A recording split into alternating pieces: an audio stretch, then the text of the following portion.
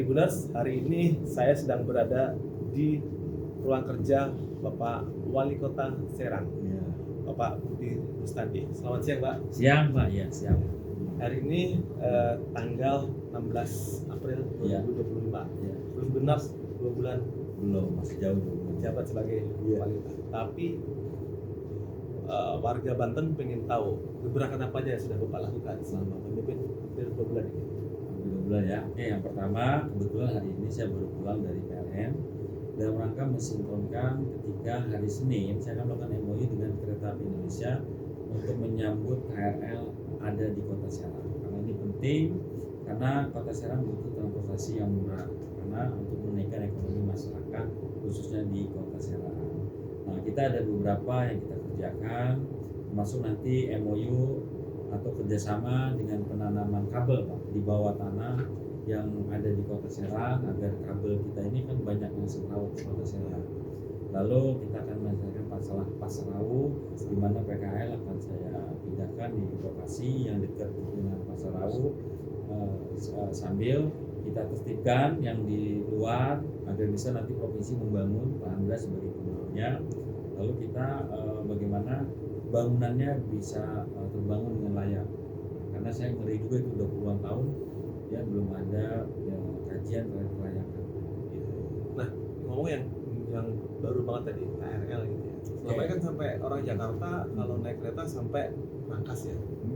Ini akan disambung sampai Kota Serang, Taman Sari ya.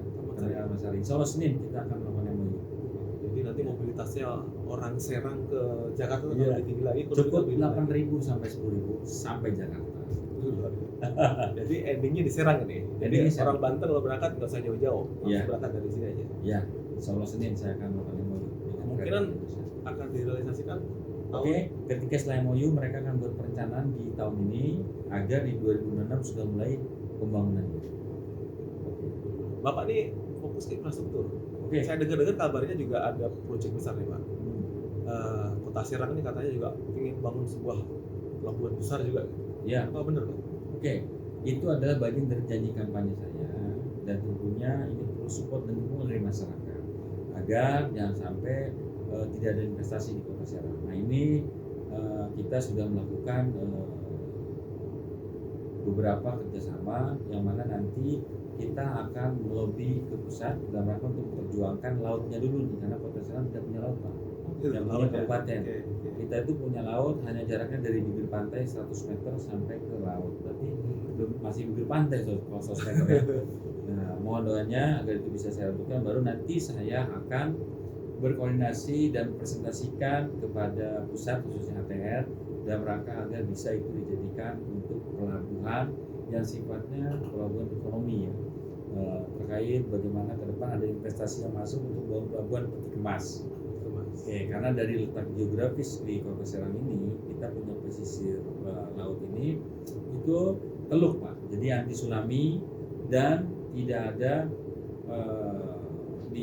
khususnya di daerah Banten ini yang punya pelabuhan yang peti kemas karena ke Cilegon itu harus lari ke mana ke Tanjung Priok termasuk yang di Cikande, Keragilan, Blarajo pasti yang dulu. Tapi kalau itu ada di Kota Serang, insya Allah pada lari ke Kota Serang semua.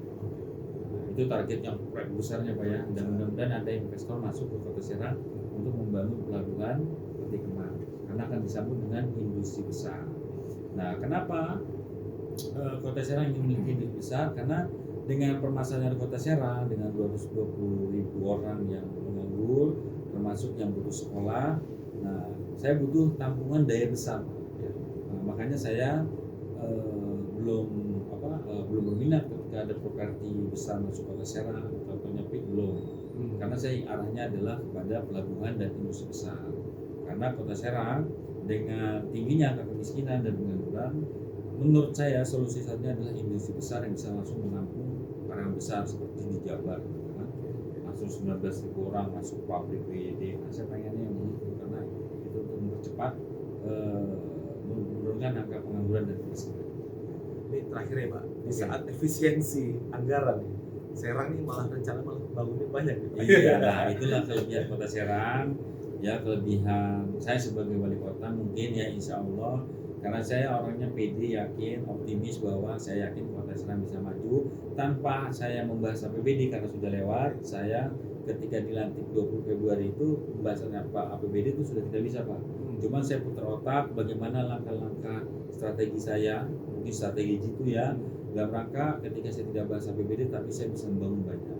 Karena banyak juga yang saya presentasikan ke pusat dalam rangka agar pusat memberikan bantuan lewat DAU tambahan, DPH tambahan dan lain-lain. Nah itu saya bekerja sebelum saya dilantik, malah 3 Desember. Sebelum saya dilantik saya sudah mutar gitu Pak. Jadi saya tuh suka melakukan hal yang tidak biasa agar hasilnya luar biasa. Oke, Pak Wali, terima kasih atas waktunya. Semoga Kota Serang ini makin maju, Bahagia dan rakyatnya sejahtera. makin bahagia dan sejahtera. Ya. Terima kasih, Tribunal. Assalamualaikum warahmatullahi wabarakatuh. Waalaikumsalam. Keren, Pak. Download Tribun X sekarang, menghadirkan lokal menjadi Indonesia.